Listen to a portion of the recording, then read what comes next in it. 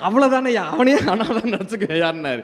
இந்த உள்ளம் இருக்குல்ல, கொடுக்கறத தயவு செஞ்சு தடுத்துறவே கூடாதுங்க.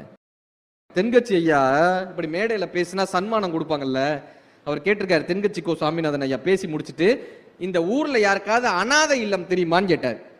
அவருக்கு சன்மானமா ஒரு 5000 ரூபாய் கொடுத்தாங்க. இந்த ஊர்ல யாருக்காவது அனாதை இல்லம் தெரியுமா? ஒருத்தர் கை தூக்குனார் கூட்டத்திலேருந்து. அவரை மேடைக்கு கூப்பிட்டு, இந்தாங்க அனாதை இல்லத்துல இந்த 5000 ரூபாய் கொடுத்துருங்கன்னு போயிட்டார். இப்ப கூட இருந்தவர்ல அதை பிடிச்சுக்கிறார் கையை. சார் இருங்க சார், இப்ப கொடுக்காதீங்க சார், இருங்க சார். அவரை விலக்கி விட்டுட்டு கொடுத்துட்டார். இப்ப இந்த கூட வந்தவருக்கு கோவம். அவர் சொல்றாரு, நீங்க அனாதை இல்லத்தை கொடுக்கணும்னு நினைச்சதெல்லாம் சரிதான், ஆனா நீங்களே ஏதாவது ஒரு அனாதை இல்லம் தேடி கொடுத்துருக்கலாம். எவனோ ஒருத்தன் கையில போய் கொடுக்குறீங்களே, அவன் அனாதை இல்லத்துக்கு கொடுப்பானா மாட்டானான்னு உங்களுக்கு எப்படி தெரியும்? அவன் கொடுப்பானா மாட்டானான்னு எப்படி தெரியும்?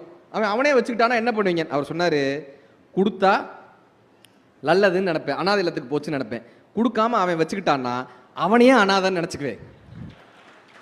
அவ்வளவுதானே, அவனே அனாதான் நினைச்சுக்குவேன் யாருன்னாரு. இந்த உள்ளம் இருக்குல்ல, கொடுக்கறத தயவு செஞ்சு தடுத்துறவே கூடாதுங்க.